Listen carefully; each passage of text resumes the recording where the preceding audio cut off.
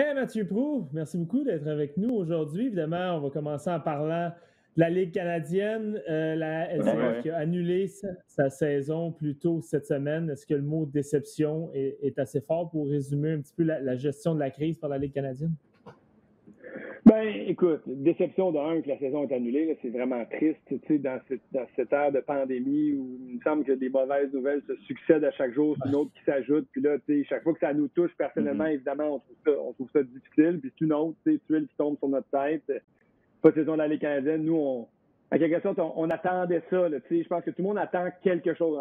Je ne vais pas dire qu'un normal recommence, mais retrouver quelque chose sur lequel on s'accroche, retrouver nos repères. Puis pour nous, ben, c'est le foot. Puis d'avoir une saison de la Ligue canadienne. Il n'y en aura pas, c'est plate. Il devrait avoir de la NFL. Fait qu'au moins, on va être sauvé par ça à RDS pour au moins couvrir la NFL cette année. La déception, c'est sûr qu'elle est forte. Il n'est pas vraiment de surprise. On le voyait venir. Moi, ça faisait des mois, honnêtement, que je doutais fortement qu'on ait une saison. Fait que je suis pas surpris, je suis déçu. Est-ce que je suis déçu de la gestion de tout ça? Oui, c'est sûr. C'est juste que c'est tough. Puis j'ai été critique cette semaine quand la décision est tombée face à Ambrosie, face au gouverneur. Mais on n'est pas à table de négociation. Nous, on n'a que des miettes d'informations. Puis c'est ça peut-être que je trouve difficile. C'est peut-être ça aussi mon plus grand reproche. C'est d'avoir eu aucune idée de ce qui s'est passé dans ce tour-là. On nous a jamais rien dit. C'était des rumeurs, c'était des spéculations, c'était des chiffres approximatifs. Les joueurs avaient aucune idée de ce qui se passait. Ça, je critique fortement la Ligue pour ça. Ouais. Aucune communication avec l'association des joueurs. Certains diront, ouais, mais tu sais, je suis propriétaire de multinationales, tu sais, j'irai pas, ou je sais pas, je prends un exemple, tu sais, je suis propriétaire de l'Oblast, j'irai pas parler à mes caissiers pour savoir comment négocier mes ententes commerciales. Mais c'est plus que ça. Les joueurs, c'est le produit sur le terrain, c'est des emplois, c'est des salaires qu'ils n'ont pas, ils sont en attente. Le gouvernement canadien a été assez clair aux premières rencontres qu'ils ont eues de dire, ben là, OK, si on vous donne l'argent, combien revient aux joueurs? Et il n'y avait pas de réponse, il n'y avait aucune idée, il n'y avait jamais parlé aux joueurs. Fait que ça, je pense qu'il faut vraiment que ça s'améliore. Puis, tu sais, pour la suite des choses pour la Ligue, c'est vraiment un des points où il faut que ça s'améliore. Il faut qu'il y ait plus de coopération, qu'ils travaillent ensemble parce que vraiment, franchement, ça faisait dur. Alors oui, je suis déçu.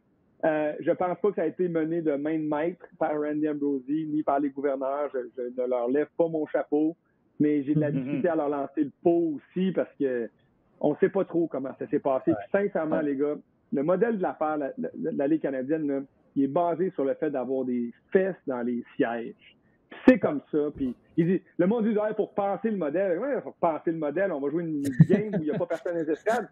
C'est pas ça le sport professionnel, c'est du monde des estrades, c'est une foule, c'est des partisans, c'est ça le modèle d'affaires. Tant que la pandémie sévit, tant qu'on peut pas avoir de monde là, ben le foot de la Ligue canadienne n'a pas assez de revenus ailleurs pour pouvoir continuer comme les autres ligues l'ont fait. C'est ça ultimement qui a eu raison. Je pense que le gouvernement a décidé de pas aider, ça je peux le critiquer aussi. Je suis long, hein, mon premier laïus, c'est long, les bons, hein? Mais le gouvernement, je trouve que c'est vraiment plate parce que je pense que ça aurait été un investissement qui aurait valu le coup. La Ligue canadienne, ça emploie 1500 personnes, c'est pas des millionnaires, ça emploie des employés de bureau, aux opérations de football, aux joueurs qui font 65 000 par année. C'est une entreprise qui fait générer de l'activité économique importante. C'est pan-canadien. C'est exact. Ça inspire des jeunes à pratiquer du sport. Ça permet à des jeunes de viser ça et de dire je pourrais vivre de mon sport au Canada. Et puis on n'a pas de 30 millions pour un prêt, pas un don. Un prêt, prêt. Ouais. Ils ont donné 350 milliards et je ne critique aucune initiative. Je me dis, mais si vous avez donné 350 milliards, il n'y a pas un petit 30 millions qui traîne pour faire un prêt puis peut-être. Ouais, puis aller chercher ça en impôt, à la limite, je veux dire, vous donnez ça, ils vont utiliser ça, payer les joueurs vont payer de l'impôt. Je ne suis pas mathématicien, je ne suis pas économiste, mais il me semble que ça a été rentable pour le Canada d'octroyer ce prêt-là. Bon, ben Matt, tu viens de le dire, hein, tu as parlé de déception, tu es toi-même déçu, puis on te comprend, mais sur un niveau vraiment plus personnel, là, toi en tant qu'ancien joueur, tu es vraiment un passionné de foot, là. On le voit quand t'en parles, tu es un passionné maintenant en tant qu'analyste à RDS. Est-ce que c'est un peu un deuil que tu vas devoir faire cet été de ne pas couvrir les activités de la Ligue canadienne de football? Ben, c'est un deuil qui a été fait, en fait, parce que, tu sais, la Ligue canadienne, elle opère seule dans le monde du football à l'été. Et ça, c'est l'exclusivité de la Ligue canadienne. C'est unique au football canadien. C'est ça le football qui joue au Canada. Fait que, on le savait qu'on l'avait pas. Le deuil, on l'a fait tout au long de l'été. Puis c'est drôle parce que avec Bruno, avec mes collègues, même je parlais à des gars de TSN, on se disait, les boys, dans le fond, profitons de l'été. C'est rare qu'on a des étés de libre, nous autres, on profite de l'été, on va relaxer. Les vendredis soirs. Mais ouais, c'est ça. Des vendredis, des samedis soirs, j'en ai pas beaucoup eu dans les dernières années. Mais la nature humaine est mal faite, parce que là, on l'a pas, j'ai le temps libre, puis là, je me dis, maudit, j'aimerais ça travailler. Maudit, j'aimerais ça faire un game. Ouais, c'est vrai. On s'ennuie, alors que fait que j'ai pas peut-être profité autant, mais j'ai profité de l'été, j'ai passé du temps avec mes filles. On est allé au chalet paquet de fois, on a profité des amis aussi. Le déconfinement a fait du bien à bien des égards. Là, fait que j'ai fait mon deuil. S'il n'y avait pas d'NFL, là, je pense que je trouverais l'année longue, mais au moins vraiment, puis je dis, je vais pouvoir m'appuyer là-dessus pour nourrir ma passion football. Puis j'espère. Puis la grosse question qui se demande aujourd'hui, c'est quoi la suite pour la Ligue canadienne? C'est vraiment là où on ne sait pas. Si c'est la fin, là, ça va être un solide deuil. Puis là, je reviendrai sur votre podcast pour en jaser, mais je pense qu'on va revenir. Mais c'est comment ça va revenir. Ça représente quoi la suite pour les équipes maintenant? Ouais, je sais pas. Honnêtement, là, j'ai fait l'appel conférence comme ça. Il y a beaucoup d'équipes fragiles. On parlait d'une ligue qui a perdu, grosso, dans son ensemble, près de 20 millions l'année passée. On parle de près de 90 millions, peut-être, de pertes cette année. C'est beaucoup d'argent pour un circuit qui en génère pas tant que ça. Fait que, je ne sais pas. Il va falloir que les propriétaires mettent de l'argent, continuent à injecter pour pouvoir sauver la mise. Puis j'espère que le gouvernement va donner un coup de main sous n'importe quelle forme, aider. Puis ils ont dit, le ministre Guilbeault a dit ça, mais tout le monde en ce moment fait des belles paroles vides.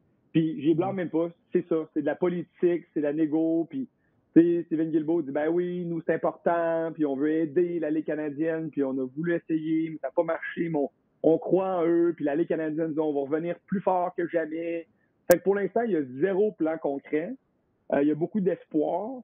C'est une ligue qui a plus de 100 Coupe Grey disputées. Ça fait plus d'un siècle que ça dure. Fait que je pense, j'ose espérer que les gens qui sont en place, les propriétaires vont vouloir la survie de cette ligue puis vouloir la ramener parce que, les gars, une entreprise privée, comme la XFL, comme la AAF, comme bien d'autres ligues sportives, comme bien des entreprises, même à l'extérieur du sport, c'est des chiffres. À un moment donné, tu n'as plus d'argent, ça ne marche plus. Exact. Fait qu'il pourrait très bien fermer bagage. Mais non, c'est ça, tu vas fermer. Fait qu'il y a ce risque-là, mais à ce stade-ci, au moment où ça vient d'arriver, je ne commencerai pas à acheter la serviette. Je vais garder confiance et me dire qu'il va en avoir une saison l'année prochaine. Ils vont tout faire ce qu'ils peuvent. Puis on va espérer qu'en juin 2021, on espère peut-être un vaccin, peut-être je sais pas quoi, là, puis on va pouvoir avoir du monde des estrades puis jouer du foot.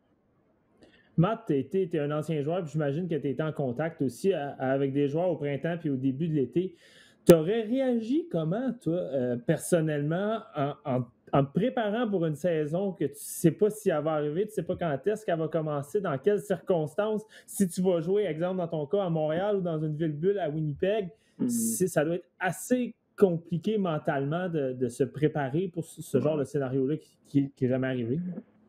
Ouais, ben c'est pour ça que je pense que c'est eux les grands perdants, les joueurs dans tout ça. T'sais, évidemment, tu as tous les employés de bureau aussi, tu as beaucoup de monde, mais les joueurs, eux, ils s'entraînent pour jouer une saison, puis ils sont payés de juin à novembre. Fait que pour la majorité des joueurs, ils n'ont pas reçu de boni là, au mois de mars ou ailleurs. Ils ont reçu leur dernier chèque de paye en novembre, puis là, depuis ce temps-là, ben, ils s'entraînent comme des forcenés pour recommencer à être payés en juin. Fait que financièrement, ça prend son lot. Là, tu sais que la saison est repoussée, ce qui veut dire que là, tu as 2-3 mois sans paye encore, juin, juillet, août. Là, tu te dis, je me trouve-tu une job? Parce que si je me trouve une job, je dis quoi à mon employeur? Ben, je vais travailler, mais ça se peut que dans 2 semaines, il faut que je parte. Fait que quelle sorte de job tu trouves? Tu sais, Vernon Adams, il livrait du Uber Eats. Ça te donne une idée. C'est un gars qui vient signer un contrat d'autour de 400-500 000. Là. Fait que si lui travaille pour Uber Eats, tous les autres devaient se trouver des moyens. Fait que là, t'en as qui ont trouvé des jobs ou des job-ins. Mais là, 100% des joueurs doivent maintenant se trouver un emploi parce que là, il n'y a plus de revenus de novembre 2019 à minimum juin 2021. Fait on va assister aussi à un des plus grands revirements de personnel là, dans les Canadiens qu'il n'y a jamais eu. Beaucoup de carrières qui vont passer à autre chose. Ben oui. Fait que non, je pense que j'aurais trouvé ça vraiment difficile. Je pense que les gars ont trouvé ça difficile. Tous les gars avec qui je parlais trouvaient ça vraiment pénible. Puis, comme je disais tantôt, cet inconnu, là, le fait d'être dans le néant et pas avoir d'informations, c'est ce qu'ils ont trouvé le plus frustrant. Au moins, tu étais au courant de ce qui se passait, des développements, il y aurait pu. Mais il n'y avait aucune idée. Puis ça, je pense qu'ils ont trouvé ça difficile. Exact. Ils n'ont pas pu se préparer. Voilà. Mais Matt, si on regarde du côté de la NFL maintenant, il n'y aura pas de ville-bulle comme au hockey. Ça va être le même système que la MLB. Donc, les équipes vont voyager. Il y a déjà plusieurs cas de COVID-19 qui ont été décelés dans les camps d'entraînement. Est-ce que tu es confiant qu'il va y avoir une saison normale? Puis, tu sais aussi, il faut prendre en considération que les joueurs de la NFL, c'est peut-être pas les plus disciplinés à l'extérieur du terrain. T'en penses quoi? Je sais pas pourquoi je dis ça. Ben écoute, c'est quoi? Je vais te retourner la question, Yann. Non, mais je vais te retourner la question parce que je sais que tu es un maniaque de baseball. Comment tu trouves ça se passe au baseball en ce moment? Ça a été très difficile à démarrer le processus, mais ça a pris justement des cas d'éclosion très sévères avec les Marlins, avec les Phillies, avec les Reds dernièrement, pour que les autres équipes réagissent et se disent « Hey, wake up, il faut faire attention, le virus, il est là, tu sais. » Parce qu'il y a eu des menaces d'annuler la saison. Ouais. Ben oui. Puis à Mano, on pensait que Mano est arrivé, là, quand les Marlins ça a explosé, là on se disait, ça y est, Ron Manfred va sortir, dans les 48 prochaines heures, va annuler la saison. Ouais. Finalement, on a passé par-dessus cet obstacle-là qui, on espère, va servir de leçon, pas juste pour les gars du baseball majeur, mais la NFL. Puis tu sais, on a vu déjà des clowns de la NFL essayer de rentrer incognito une fille dans les dortoirs. Je sais que vous avez vu ce tour-là passer. Tu sais, quel tata. Il rentre une fille, puis il a donné du gear de son équipe. Avec un capuchon pour comme si c'était un joueur, mais il s'est fait pogner, mais c'était évidemment. Ça a l'air de quoi après, tu sais? Eh oui, tu sais, c'est ça. Fait que c'est fait. Passe sa vie à jouer au foot, puis pour une baisse d'un soir, il ruine sa carrière au complet. Tu sais, solide tweet. En tout cas, tout ça pour dire que j'ai hâte de voir aussi. Puis les rosters de la NFL, là, c'est 53 joueurs, plus l'équipe de pratique, plus les gars blessés, plus. C'est autour de 70. C'est beaucoup de ça. Puis la saison est longue.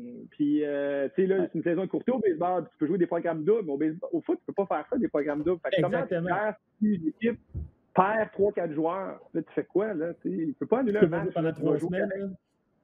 C'est ça. Fait que tu vas jouer avec des remplaçants. Puis ça va être comme quelqu'un qui se foule une cheville. On va considérer que quelqu'un qui a la COVID, ben, c'est quelqu'un qui est blessé. Tu joues pas. Fait que t'espères que dans les matchs clés, tes joueurs clés sont pas blessés. T'sais, je veux dire, si ton corps vedette, Lamar Jackson pogne la COVID, ben, il joue pas. Et les Ravens sont dans le trouble. Fait que j'ai hâte de voir comment ça va se passer. Sincèrement, moi, ce concept d'écosystème, j'ai beaucoup de difficultés avec. Je pense que la NBA a été absolument exemplaire. On peut aussi saluer la Ligue nationale de hockey de la façon qu'ils l'ont fait.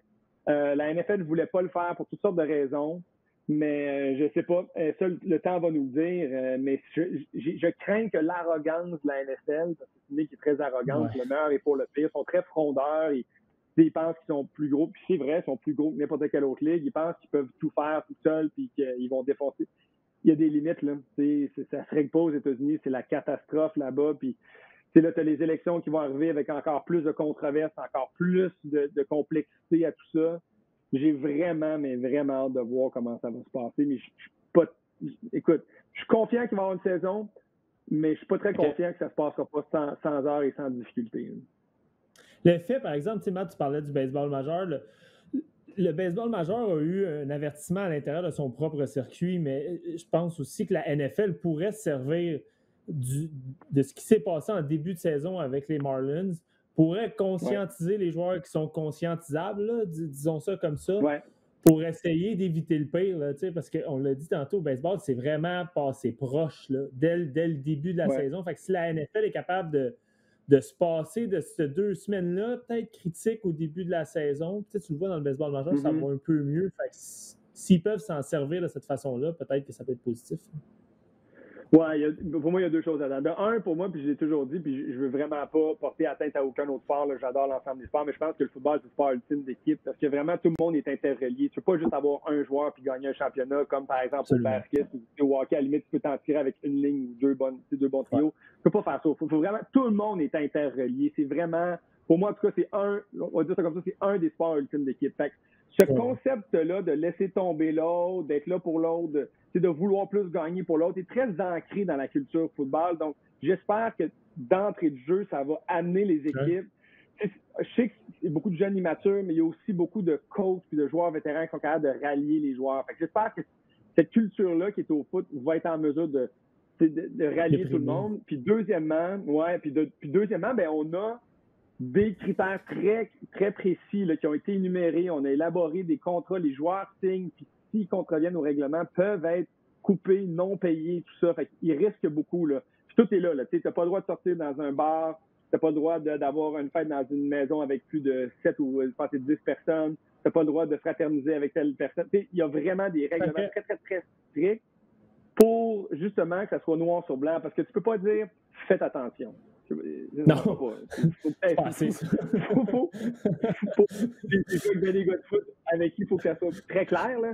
Puis, ça, il faut que ça soit très clair pour les gars de dire voici les limites sont claires, c'est noir sur blanc. Puis si tu contreviens à ces règlements-là, you're out. Ton salaire aussi il est out. C'est ça. Écoute, puis tu veux que les gars écoutent dans n'importe quel sport et attaquent le portefeuille, c'est le même, ça va marcher.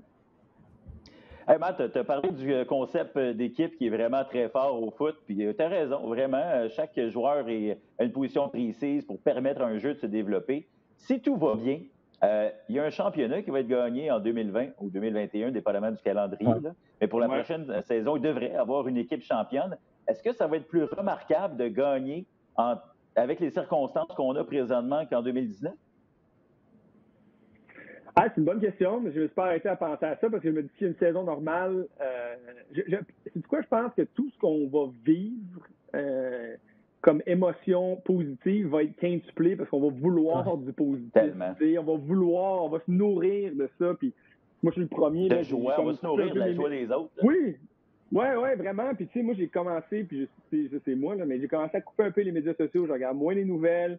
Je m'abreuve de nouvelles positives, de vidéos drôles. Tu sais, ça a l'air con, mais j'étais curieux d'être dans le négatif. Puis je pense que tout le monde est un peu comme ça. On arrive à un stade là, critique où il y a une détresse parce que tout le monde est déprimé, c'est poche. On cherche le réconfort. On cherche le réconfort. Fait que, tu sais, s'il y a ces histoires-là, si on peut les avoir, ces championnats, si on peut avoir ces moments-là, tu sais, de épiques sportifs, ben je pense qu'on va les vivre de façon encore plus grosse.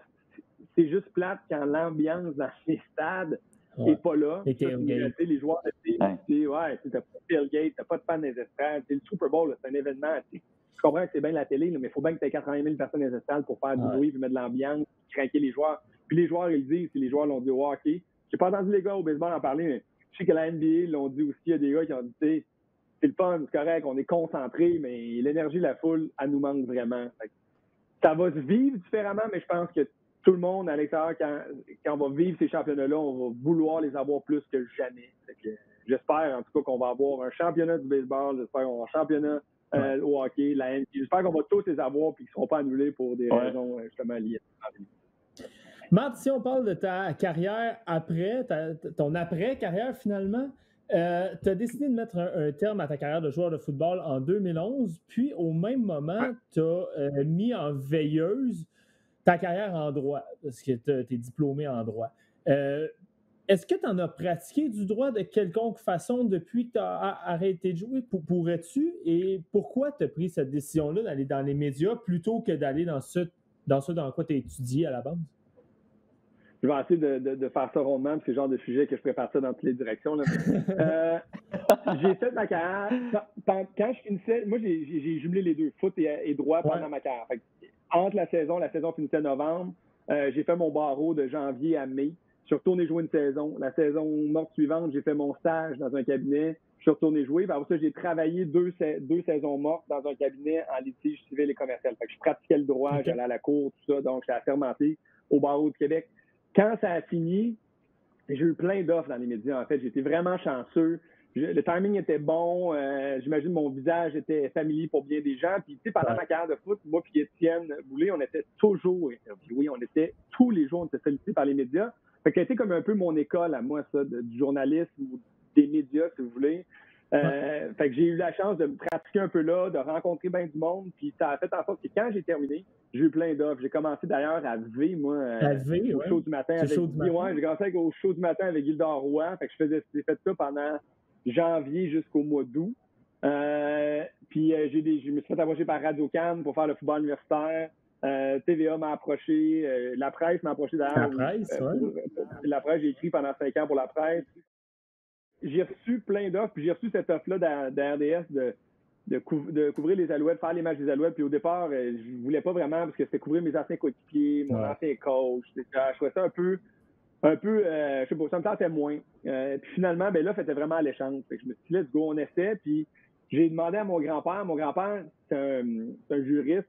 une de mes inspirations pour avoir fait du droit. C'était le premier juge en chef de la Cour du Québec. C'est un homme sage, un homme que j'adore, qui a 88 ans aujourd'hui, qui habite à l'île des Sœurs. Moi, je suis à Verdun, fait qu'on est voisins. Fait qu'on se voit encore assez souvent, puis on se parle souvent. C'est un gars que j'admire, que je respecte, que j'aime beaucoup. Fait que j'étais allé bruncher avec lui, en fait. Puis j'ai dit, grand-père, tu sais, tu me permets-tu de quitter le droit? Tu sais, qu'est-ce que t'en penses? Tu penses que je devrais? Puis tout de suite, ta réponse, même avant que je finisse ma question, c'était go! Vas-y, si tu as la chance de faire autre chose, saute dessus, le droit va être là, va t'attendre, mais pas les médias, parce que ton nom à un moment donné sera plus hot, puis tu saute dedans. Fait que ça a été un peu la bénédiction que j'avais besoin. J'ai fait le saut, puis depuis ce temps-là, écoute, je commence ma 10e saison à RDS. J'ai eu la chance de participer à plein d'affaires dans les médias. J'ai été à Radio-Can à la radio, j'étais Paracel et Gobelets pendant quelques années avec les Brassard. RDS me donne aussi beaucoup de marge de manœuvre, ils sont vraiment bons avec moi. Je suis passé d'analyste à animateur, je fais toutes sortes de trucs. Fait qu'ils sont vraiment bons avec moi, puis fait que donc, ça a facilité cette transition-là.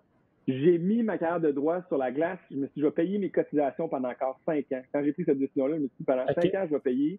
Puis dans 5 ans, je vais regarder si j'aime encore ça ou si je veux y retourner.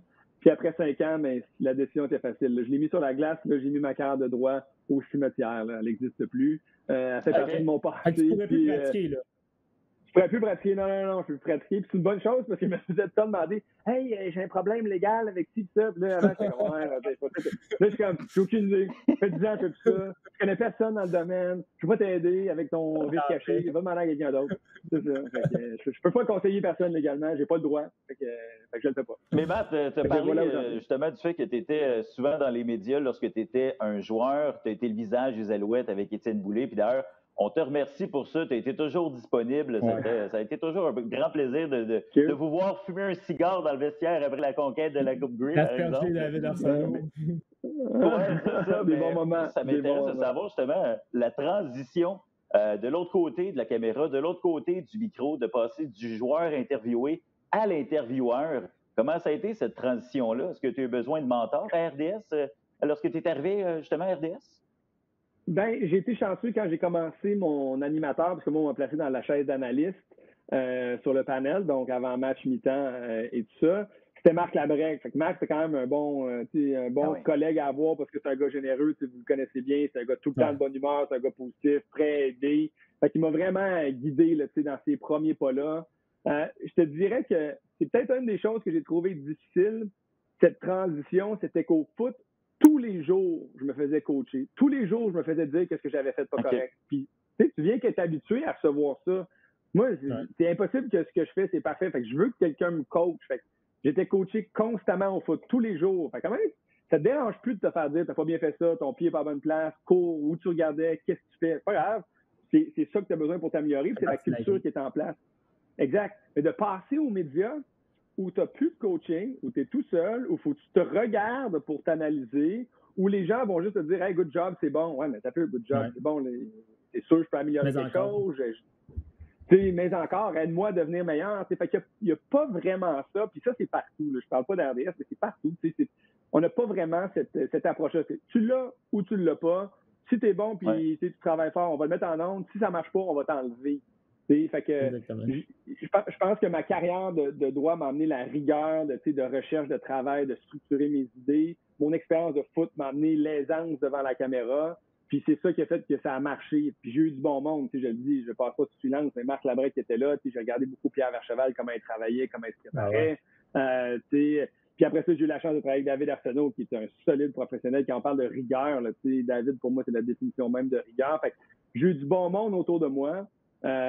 Puis cette transition-là, c'est quand même, je dirais, assez bien fait. La seule chose, puis encore à ce jour, mais je ne vais pas dire que j'aime moins, j'aime analyser, j'aime jaser foot, mais les entrevues, faire des entrevues avec des joueurs, je suis toujours un peu mal à l'aise. Encore aujourd'hui, je ne sais pas pourquoi, j'ai comme l'impression que j'ai dérange ou que ils n'ont pas trop le goût ou qu'ils ne me donneront pas la vraie information.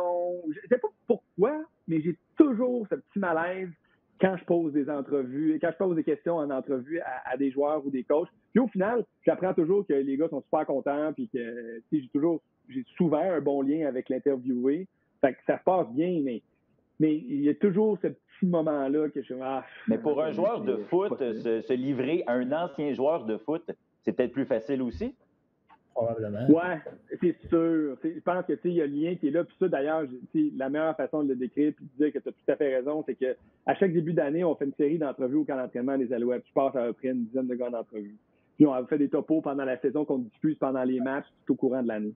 Fait que on fait ça à une journée, c'est la journée des médias, ils font leurs photos pour la télé, ils font leurs petits trucs avec le ballon, ces affaires-là. Ouais. Puis à chaque début d'entrevue, ou pas à chaque début, certains oui, certains non, mais ceux qui arrivent, qui sont un peu plus froids, jase avec un peu avant. Je dis toujours à mon producteur, je dis donne-moi 5 minutes avec pour jaser, puis quand je te dis on peut commencer l'entrevue. Fait que je prends 5 minutes, je jase, ça, puis à un moment donné, je drop dans la conversation que j'ai joué pour les Alouettes. Parce qu'il y a bien des gars qui sont là, moi j'ai fini en 2010, là, les gars il n'y a aucune idée qui je suis, puis c'est bien correct, c'est bien normal. Fait que là, je dis mais j'ai joué pour les Alouettes, c'est ça de 2005 à 2010. Ah ouais, OK. Puis là, tu vois tout de suite, là, ça, là, c'est comme si une barrière vient de tomber. Là, c'est comme je fais partie de la fraternité. Là. C'est là, je suis un des boys. Fait que là, t'as joué avec qui? T'as joué avec t'as joué avec coach ça. Ah, OK, toi. Là, OK, pas l'entrevue. Là, on est good. Fait que c'est sûr que d'avoir ce lien-là puis de faire partie de la fraternité des joueurs de foot, ça aide, c'est sûr, dans les entrevues. Je le sens, ça, à chaque fois que j'en fais une. Tu sais, Matt, ta carrière dans les médias, évidemment, elle n'est pas comme moi puis Anne, où est-ce qu'on a étudié là-dedans, on commence complètement en arrière de la caméra, puis on en fait un petit peu plus, j'attends qu'on en fasse beaucoup. Toi, tu as commencé sur le spotlight, tu as commencé à titre d'analyste, puis le fait que tu aies été analyste t'a amené à faire d'autres choses. Tu sais, cet hiver, tu as fait de l'animation sur un show de hockey. Est-ce que tu dirais justement que de commencer sur le spotlight, de commencer avec des grosses responsabilités, rapidement t'a aidé, puis a fait que ton apprentissage a été accéléré pour pouvoir faire d'autres choses après dans les médias? Oui, c'est une bonne question. Je pense que, de un, jouer du sport de haut niveau t'amène à gérer la pression. Ça vient avec, ça vient avec le territoire. Je dis, moi, des critiques, j'en avais soit 20 000 dans le stade ou des centaines de mille à la maison. Fait tu es habitué de gérer la pression, il faut que tu performes à chaque fois que tu te présentes sur le terrain de pratique ou pour un match, tu es toujours sous pression. Fait que la pression, j'étais quand même habitué de gérer ça. C'est sûr que, comme tout le monde, quand on commence quelque chose, je dis tout le monde, c'est pas tout le monde, mais tu as un syndrome d'imposteur. C'est sûr que j'avais ce syndrome-là. Je disais, OK, je suis à la bonne place, tu fais ça à la bonne affaire. Aussi, est-ce que je prends la job de quelqu'un? Tu parles de vous autres. Moi, je me souviens au début de rentrer, puis parler à des gars qui ont étudié en journaliste, puis moi, j'arrive, puis j'ai été, hey, regarde, on me déroule le tapis rouge, on me donne le beau siège, puis assieds-toi, puis analyse. Et moi, je me dis, c'est pas fair, moi, j'arrive, j'ai aucune formation, c'est pas une ambition à moi, puis, on me donne ça avec une expertise qu'on n'a pas, par exemple? Ouais, c'est ça. Mais c'est là aussi, sur quoi il faut que je me rabatte. Je me dis, si je suis là, c'est parce que, un, ils me font confiance, puis je suis capable de le faire, puis deux, j'ai quelque chose à dire que peut-être d'autres personnes n'ont pas vécu. Fait que ça, on m'a donné. Ça, c'est sûr que ça a été. J'ai été vraiment acheté dans la gueule du loup dès le départ. Il n'y a pas eu. J'ai fait une pratique, je pense, de 20 minutes. Puis après ça, c'est comme go, on fait un match. T'sais.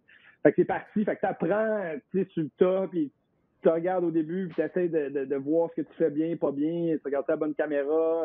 Tu lèches tes babines. Tu dis sans arrêt. Fait que tu travailles là-dessus. Puis éventuellement, tu prouves que tu es là. Puis tu travailles. Moi, je le dis humblement, mais je travaille vraiment fort. Je mets beaucoup d'heures dans ma préparation. Je mets beaucoup d'heures à préparer mes matchs. Je suis très impliqué dans tous les contenus de ce qu'on fait à RDS au niveau du foot.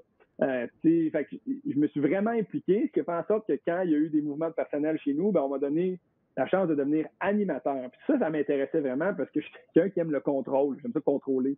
Fait que j'avais le contrôle de la situation. C'est moi qui dirige le trafic, je pose des questions, c'est moi qui dirige les sujets. Fait que ça, j'aimais bien ça. Puis j'ai beaucoup, beaucoup aimé cette transition-là. Puis je pense que ça fait la force de notre équipe au foot, que j'ai un analyste, que ce soit Pierre ou Bruno à côté de moi, puis un animateur qui connaît ça autant que eux. Fait que c'est rare un animateur ancien joueur.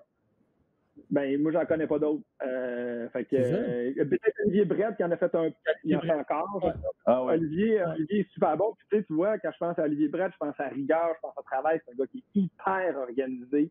C'est un ancien coach, c'est un gars qui est très structuré. Fait que Olivier, ce profil-là aussi d'un gars qui peut faire la transition d'un à l'autre. Mais il y en a peu qui ont fait ça. Puis ça, c'est une grande fierté pour moi d'avoir pu faire le switch. Puis quand on m'a proposé de faire le hockey cet hiver, c'est sûr qu'au début, j'étais comme Dom Vanelli m'a proposé ça, j'étais pas sûr, tu sais. Puis au début, il m'a dit, fais juste passer l'audition. Je veux juste que tu passes l'audition, fais ça pour moi. OK, je ne peux pas te dire à mon boss, non, je ne passerai pas l'audition. J'ai passé l'audition, on était quelques-uns, puis là, ils m'ont rappelé, tu sais, 4-5 jours après, hier, c'est toi qu'on veut. On savait pas mal, mais on voulait le confirmer, puis tout ça. Fait que, ça m'a comme validé. Le fait de faire une audition, ça m'a validé. Je me suis dit, OK, ben, ils m'ont pas juste projeté là, ils ont évalué. Ouais, c'est ça, ils l'ont discuté, ils m'ont évalué. Tu sais, fait que je me suis assis là, c'est sûr qu'au début, ça allait vite. Là. Au début, il y en a du stock, puis là, je m'assois à côté de Guy Boucher, Max Talbot, Bruno Gervais, Martin Lemay, des gars qui connaissent le hockey, pas à peu près. Mais moi, mon rôle comme animateur, puis c'est ça aussi que j'essaie pas de me faire comprendre, mais pas moi l'expert. Moi, je suis le gars qui pose des questions puis qui dirige le trafic pour que ça soit fluide, pour que tout le monde ait le droit de parole, pour que les sujets soient intéressants, pour que ça soit clair pour l'auditeur à la maison. Puis dans ce show-là, d'un autre temps, mais que ça soit le fun aussi. C'est un show décontracté, c'est relax. Fait qu'amener un peu de légèreté à tout ça. Puis le fait que je suis pas un gars de hockey amène un peu cette naïveté qui me permet de poser des questions que peut-être un animateur qui connaît vraiment le hockey poserait pas, parce que pour lui, c'est évident. Lui, c'est évident que le changement de trio, c'est fait. Ouais.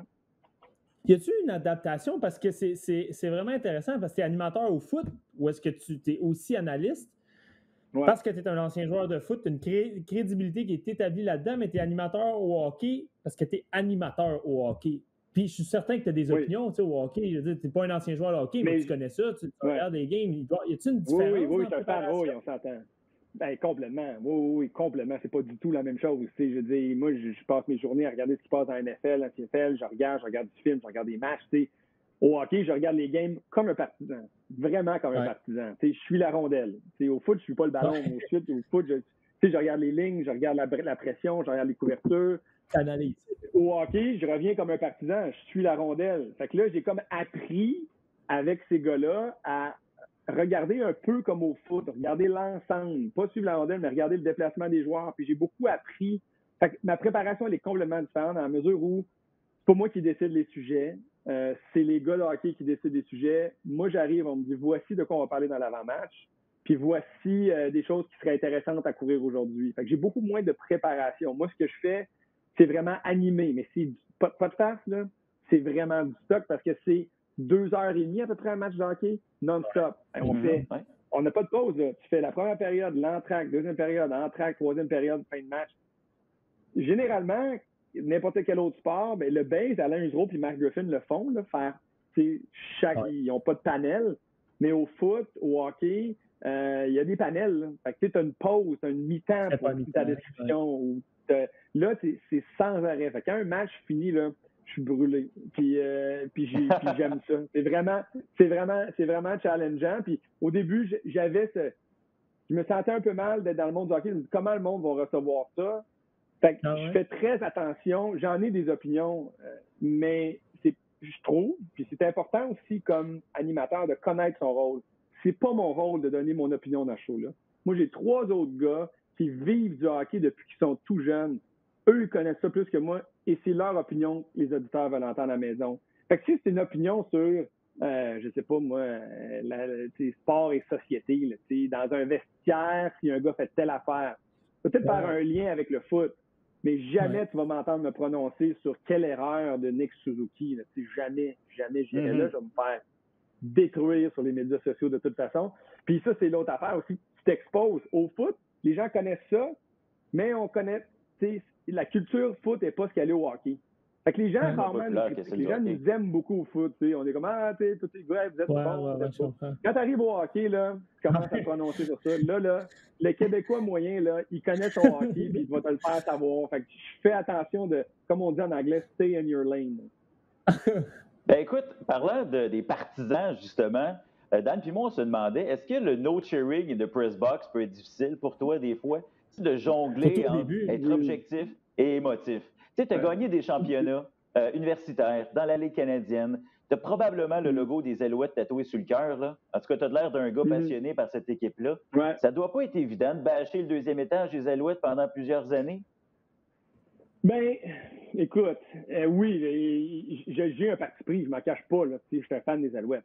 J'ai joué pour cette équipe-là, j'ai saigné, je me suis cassé le corps au complet pour cette équipe-là. Fait qu'il n'y a pas personne qui va venir me dire que j'ai pas le droit d'encourager les Alouettes. Mais à quelque part, j'ai un devoir quand même d'objectivité puis de un regard analytique sur ce qui se passe. Fait que, si vous m'entendez critiquer l'organisation, c'est parce qu'elle mérite vraiment les critiquer. Donc, peut-être que c'est ça. Puis je dis pas que je suis pas objectif, mais je dis que je vais toujours donner la chance aux Alouettes de me prouver le contraire avant de les ramasser. C'est l'époque Davis Reed, là, où vraiment c'était à la déroute complète, ça allait pas bien. Je me suis jamais gêné parce que quand je sors quelque chose ou quand je dis quelque chose sur l'équipe, c'est parce que, entendons-nous que j'ai vérifié mes informations avant d'aller bâcher l'équipe puis de dire ça publiquement. Je fais attention, je vais aller chercher mes sources pour être sûr que ce que je dis, ça fait du sens. Je vais peser mes mots, je vais être évidemment plus soucieux des critiques que je vais avoir à l'endroit des Alouettes, mais je m'empêcherai pas de les faire si elles sont méritées. Mais au final, là, je ne m'empêcherai pas de célébrer. Là, d'ailleurs, je me demande si c'est pas plus tard que l'année passée, fin d'un match épique, là, les Alouettes reviennent contre Winnipeg, puis moi puis Bruno, on est là, puis on saute dessus, puis on se puis on l'a même diffusé parce que c'est ça aussi le sport, c'est des émotions, puis ne me cacherai pas des émotions que j'aime les Alouettes, puis je veux qu'ils gagnent. Mais ouais, c'est ça qu'on veut transmettre. En fait, notre rôle à nous, c'est de transmettre ça aux gens à la maison, comme quoi c'est excitant, c'est le fun, qu'on tripe, que c'est cool.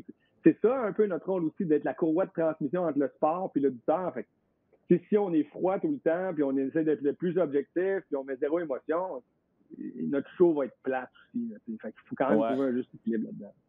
Tu sais, Matt, tu disais au début, justement, quand tu as pris ta retraite de joueur, tu n'étais pas convaincu que tu voulais analyser aussi directement les Alouettes que tu l'as fait. C'est-tu un petit peu pour ça, justement? T'avais-tu peur d'avoir de la misère à être objectif ou d'être obligé de critiquer un ancien coéquipier ou, évidemment, une ancienne organisation? Y avait-tu cette crainte-là un peu? Oui, il y avait cette crainte-là, c'est sûr. Il y avait cette crainte-là. Il y avait aussi Mark Trestman qui a eu une grosse influence sur ma carrière de foot. Puis c'était comme c'est un gourou un peu, là, Mark Trestman. Puis lui, il disait tout le temps, lui, il a vécu des affaires, vous savez, avec les médias qui ont fait qu'il y a une perception telle qu'il l'a pour les médias. Puis il disait tout le temps, il nous a dit deux choses au début de l'année sur les médias. The media is not your friend. Fait que les médias, c'est pas tes amis. Puis there is no such thing as off the record. Fait que ça, c'était comme ça qu'ils nous abordaient, nous, les médias. Fait que tu vois qu'il y avait déjà une dent contre les médias. Il y avait peur de ce qui allait sortir de ça. Puis je me souviendrai toujours à la cérémonie de remise de bague qui avait lieu après ma retraite, puis au moment où j'avais accepté le contrat ADS, donc que j'allais analyser les matchs.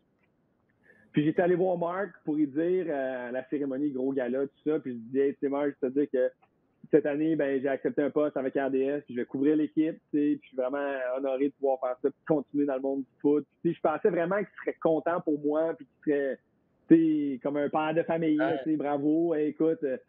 Puis il m'a dit, OK, parfait. Il dit, ben regarde, il dit, dans ce cas-là, maintenant, si tu veux parler aux joueurs, j'aimerais ça que tu passes par le relationniste. Hey, ça m'avait, là, scié les jambes, à ce jour encore. Hey, tu sais, je peux pas croire qu'il me disait ça. Je peux pas croire que...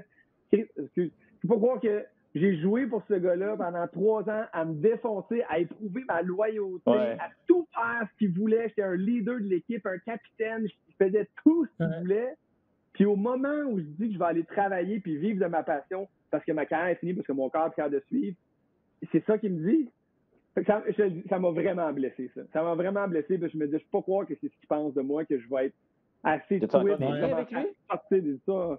Oui, mais d'ailleurs, on a fait une entrevue avec les matchs classiques, puis on s'est texté après, puis c'est super correct, puis je comprends d'où il vient, puis je veux dire, j'en tiens pas rancune, je suis pas rancunier pantoute dans la vie, fait que j'en tiens pas rancune, mais c'est juste sur le coup, je me souviens encore là, de ce moment-là, on était à côté du stage, je me souviens où j'étais, puis qu'il me dit ça, j'étais quand, je peux pas croire. En fait, ce qui m'a blessé, c'était de me dire, il pense que c'est ça que je ferais. T'sais. Qu'est-ce qu'il pense que je vais faire? Que je vais aller chercher l'information puis sortir des scoops? Puis, c'est pas ça mon rôle. Là. Ça, c'est l'autre affaire aussi. Puis moi, je suis très content de ne pas être sur le beat. Moi, les gens sur le beat, j'ai beaucoup de respect pour eux, mais quel job pas facile. Toujours être obligé d'être celui qui sort la nouvelle, qui va fouiner, qui va poser des questions. Toutes ces dernières années. Surtout les dernières années avec les médias sociaux, puis tout ça, là, tout le monde veut sortir sa nouvelle, puis là, tout le monde est tellement méfiant, puis Fait être sur le beat des équipes, là, c'est vraiment pas évident. Fait que moi, je suis content de pas avoir ce rôle-là. Moi, j'analyse semaine après semaine les performances de l'équipe. Puis j'en ai paquet d'informations que je divulgue pas parce que c'est pas d'intérêt. Puis ça me donne quoi de dire que ce gars-là, il joue pas parce que il a viré une brosse ou s'est battu dans un bar. Il a fait une connerie. Ça me donne quoi pour faire ça? Ça donne quoi à l'auditeur, au final, de le savoir? C'est une histoire sensationnaliste, ça va vendre du papier, mais moi, ça me sert à rien. Fait que j'ai jamais embarqué dans cette ligne-là. Ça va me nuire au final, tu sais. Fait que malgré que ça fait 10 ans que j'ai plus vraiment de lien avec les Alouettes, écoute, j'ai joué avec John Bowman, c'est le dernier qui reste, qui a probablement fini sa carrière. Il n'y a pas aucun joueur avec qui j'ai joué là-dedans. Et je garde toujours quand même cette espèce de distance, puis ce respect de ce qu'ils sont, puis moi, mon rôle, puis ce qu'ils font, puis la titre. Moi, si tu joues mal, je vais dire que tu joues mal, mais je n'irai pas dire que tu es un cadre. Mais est-ce qu'il y a des. Tu sais, surtout quand il est avec le règne de Kavis Reed, où ça a vraiment été pas longtemps après ta carrière, ça a dérapé à partir de 2013, quand ici est parti. Là. Est-ce que. Y a-tu des fois où est-ce que quand tu voyais, surtout au deuxième étage, que c'était amené tout croche, que c'était mauvaise nouvelle après mauvaise nouvelle, de la misère à trouver un propriétaire, y a-tu des fois que tu trouvais ça frustrant, bien évidemment, puis tu parlais avant d'aller en onde, puis tu te dis, OK, là, laisse la frustration de côté, puis essaye d'être plus froid, puis d'analyser froidement ce que tu vois? Hey, mon gars, tellement souvent, là, je peux pas te dire le nombre de fois que ça m'est arrivé dans les 5 dernières années de faire ça. Vraiment, là. Tu sais, de me dire, moi, je me souviens même l'année passée, je pense que c'était le deuxième match contre Hamilton. À Hamilton, les Alouettes ont perdu leur premier match à Edmonton. Ils s'en vont jouer à Hamilton, puis ils se font rincer. Puis là, je suis rentré chez nous, là, découragé, là, mais tu sais, solidement découragé. Là. Puis là, je dis à ma blonde, là, je ne sais même plus qu'est-ce que je vais dire. J'ai plus rien à analyser. Je ne sais plus qu'est-ce qu'il faut que je fasse. Je ne sais plus quoi dire, quoi critiquer, quoi analyser, quoi. Il n'y a rien. Ils sont poches de en haut à en bas. Le découragement complet. Ça faisait des années, là. Ça faisait des années qu'ils étaient poches, qu'ils ne faisaient rien de bon. Puis tu essayes, tu sais, hey, il y a un gars qui a une bonne performance, ouais, c'est une défaite de 32-12. Mais il y a un gars, il a eu 100 verges. Tu sais, on va en parler pendant 15 minutes parce que c'est la seule chose qu'on peut parler. Fait que c'est sûr qu'il y a bien des fois que je me suis dit, OK, prends un respect, puis sors le positif de ce qu'il y a là. Puis, tu sais, j'ai Bruno aussi avec moi. Bruno, c'est un éternel positif. Puis, fait que Bruno est tout le temps en train de voir le silver lining dans chaque histoire. Fait que avec lui, c'est plus facile de faire ça. C'est pas un gars qui voit le verre à moitié vide, qui voit le verre à moitié plein. Fait que dans les circonstances où ça allait mal, c'était un bon partner à avoir à côté de moi. Là. Fait que, tu sais, mais souvent, là, à micro fermé, là, il s'en est dit des insultes à l'endroit des parce que comme fan puis comme amateur de cette équipe-là, on peut pas faire autrement que venir nous chercher puis nous faire suivre. Fait que, on peut pas aller en nombre et dire hey, ton poche, ton cave. Fait qu'on dosait nos commentaires, mais ouais, c'est pas toujours évident.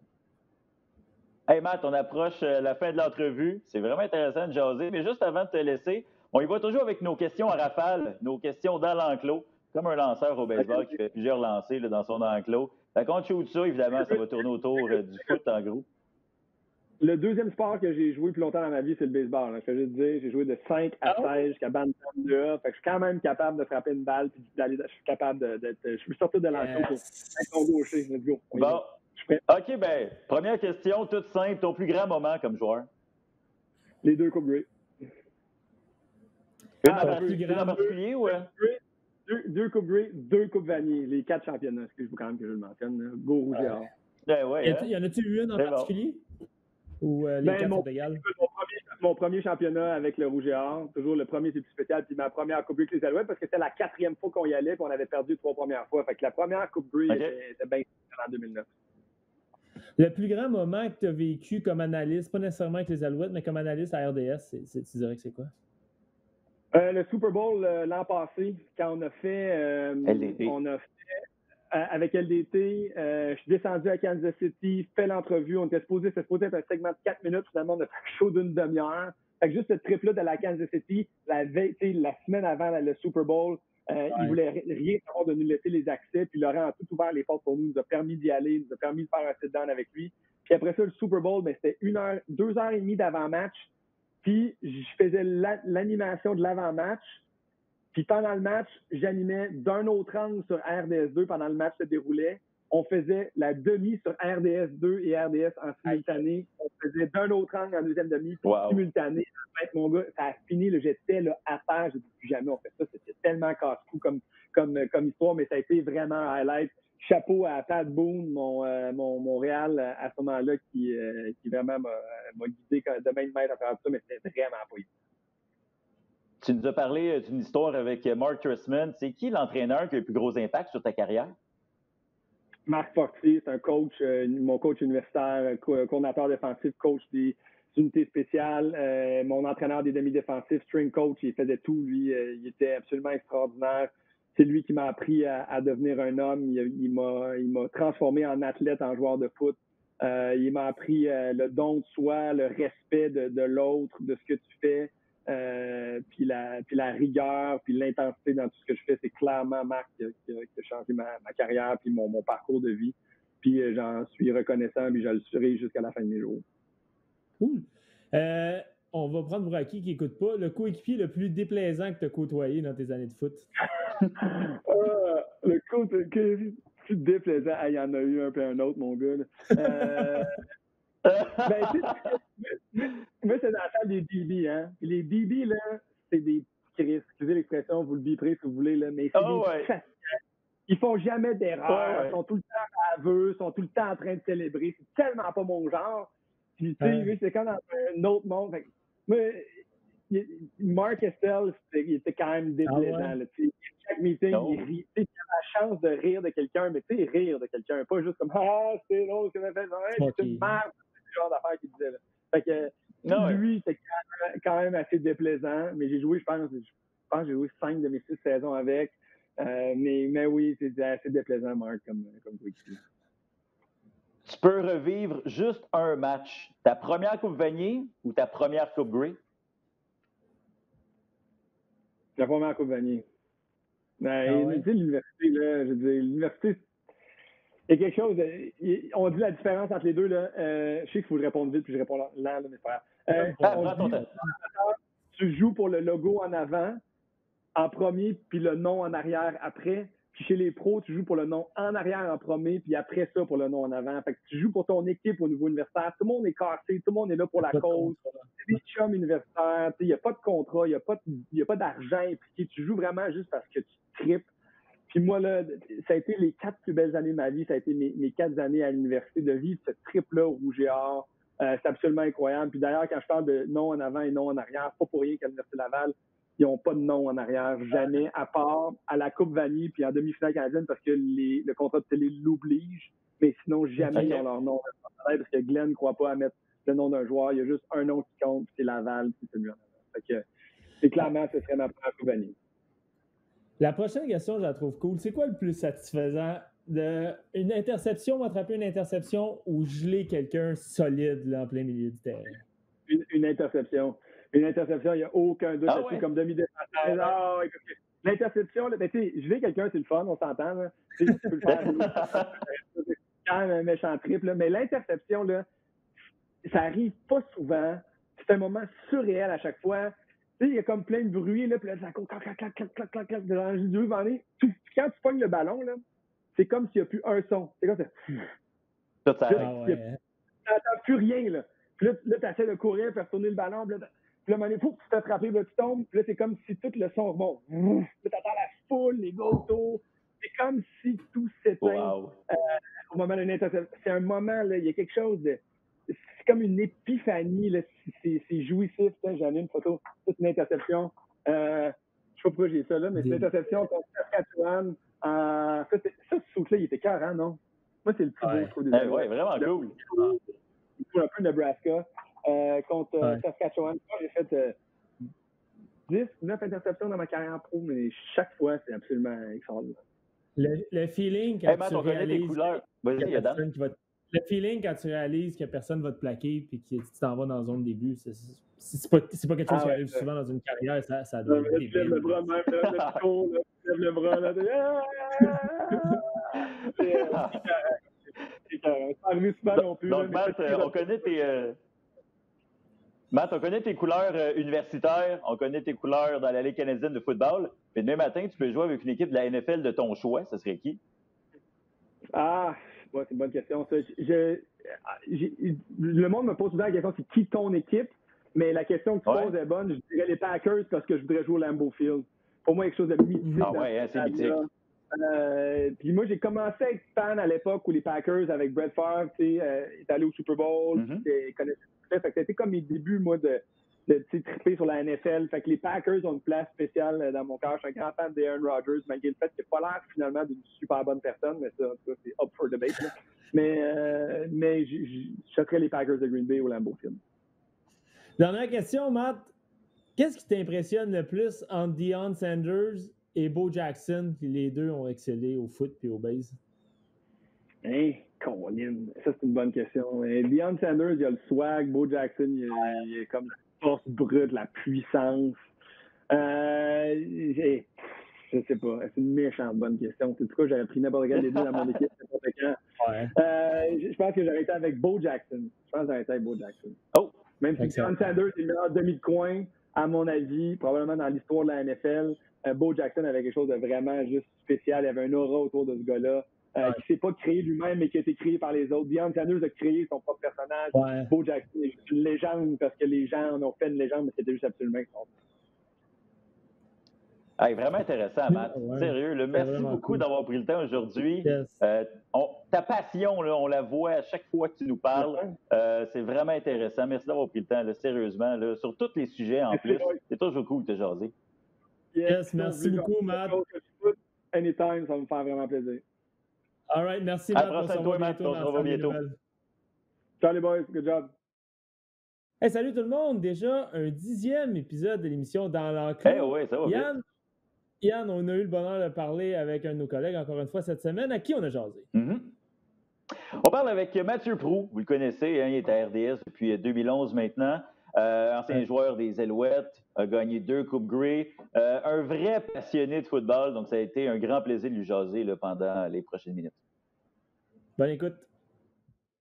Il n'y aura pas de Ligue canadienne, malheureusement, cette année, mais ce n'est pas une raison pour ne pas suivre Mathieu Proulx. Il est partout, 5 à 7, rds.ca, Sport 30.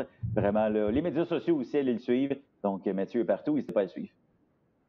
Mon cher Yann, j'ai eu la chance de m'entretenir avec Charles Leblanc, un espoir des Rangers du Texas au baseball. Ouais. Malheureusement pour Charles, ne peut pas jouer au baseball cet été puisqu'il n'y a pas de ligue de baseball mineur. Je lui ai demandé comment il prenait ça, comment il prenait son été assez différent. Vous pouvez consulter l'article sur le rds.ca. Et en terminant, pour notre tune de la semaine, notre chanson québécoise de la semaine, je suis allé puiser dans mes souvenirs alors que j'étais un jeune adolescent rebelle et que je tripais sur les vulgaires machins. Aujourd'hui, j'ai vieilli, on a vieilli, et le chanteur des vulgaires aussi a pris un petit peu plus de maturité. Donc, on se laisse avec De pluie et de cendre, une chanson de Guillaume Beauregard. Bonne semaine tout le monde. Salut tout le monde. Peu importe si tu lis entre les lignes, peu importe les alarmes et les signes, peu importe les cris et les échos, peu importe la chair